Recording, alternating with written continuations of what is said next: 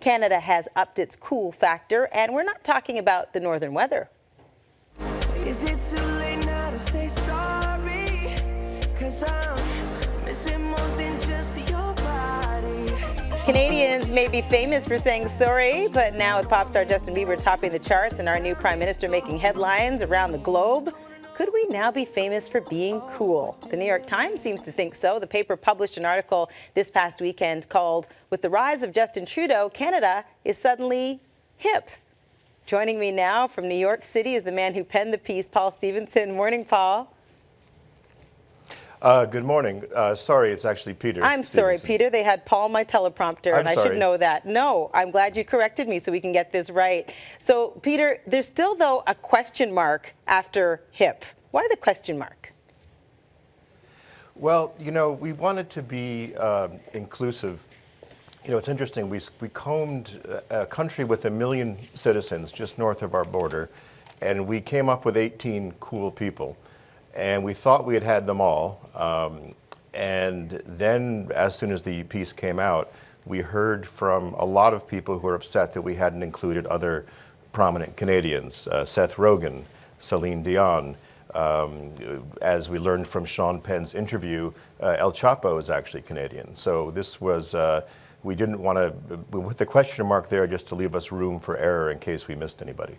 A lot of people, Xavier Dolan, Drake, so many people. And of course, the Prime Minister, is he the bulk of the reason that Canada's having a moment right now? That was really the impetus for the article. You know, as you're probably aware, down here in America, we're living through sort of a bizarro political season. And there's something very refreshing about a prime minister who is talking about compassion towards Syrian refugees and not about building walls and things such as that. And he also comes with a great deal of political charisma coming from his parents and his comfortableness in his own skin, I think, and his youthfulness embodies something that's then reflected through the cultural figures that we identified in the piece as being on the edge of some sort of new Canada that we're seeing. And you're saying part of this new Canada and this coolness is partly a dawning of self-recognition. What do you mean by that?